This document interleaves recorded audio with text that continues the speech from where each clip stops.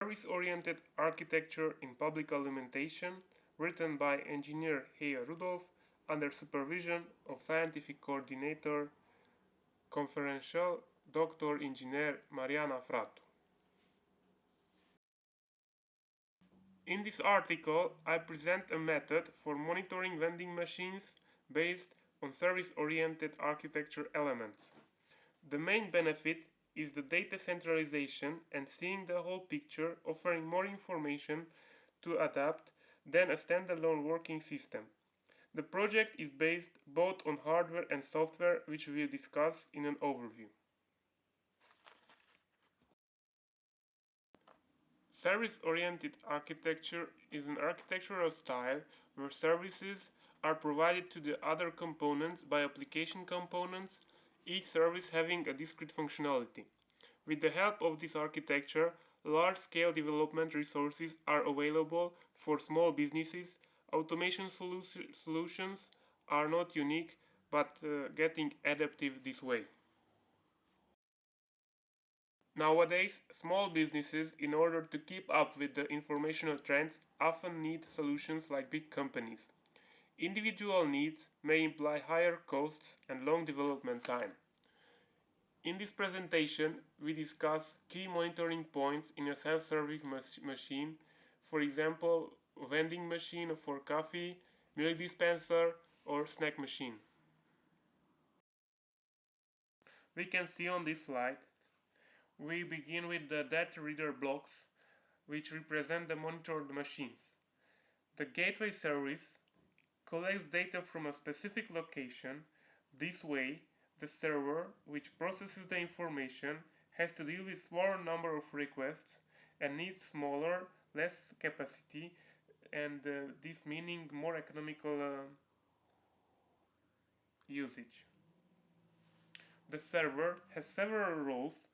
These are data collection, data storage, supervising and adjusting engine, and a CRM system for making data easily usable for administrators.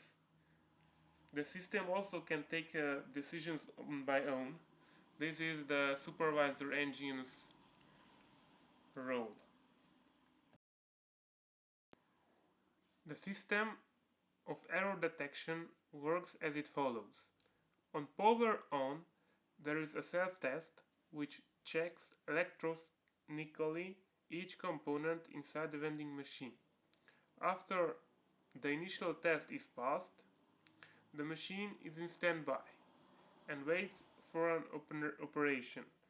When an operation, for example a product serving, is started, the detection engine measures the system variables.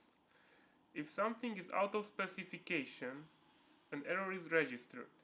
It is also possible that the machine serves okay, outside there is no visible problem, but the inside components are not in parameters. This is also observed here. The software makes all of the hardware components work together and offers connectivity between the user interface and server components and end nodes, the hardware module which I developed, and the monitored machine which inside it is installed. Below here on the photos you can see how each system interactionates with each other.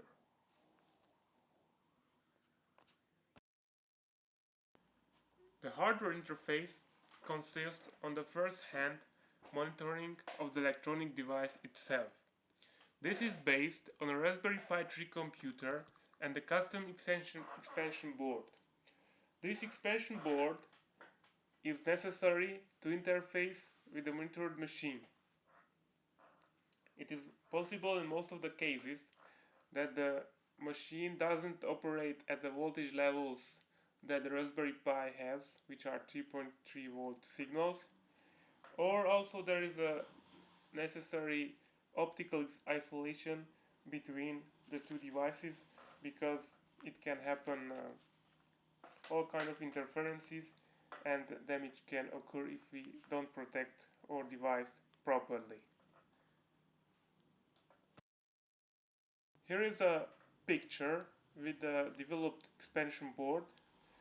Here we can see a GSM modem which offers communication on sites where there is no internet connection. Here we can see the opto-isolators for different voltage levels. Here we see a relay which makes power disconnection possible, and here we can see the Raspberry Pi device. These are the most important parts of the hardware module. As final words, the tools and devices available for developing different kind of automations are more and more easily available and really cost effective. Practically we can monitor and automate any physical process. There is no limit of the devices that we can work with. Only we need to take care of a good infrastructure for developing a system. Using a system like the one presented before, we can reduce by 50% the unnecessary trips by the maintenance personnel. The errors are immediately found out, and the machine outage time this way is being minimalized. As for the bibliography I was inspired by, you can see presented here. I consider the cloud systems really interesting, and for sure I will study more on them in the future. Thank you for your attention. If you have any questions or ideas regarding this article, I'm open for questions. Thank you.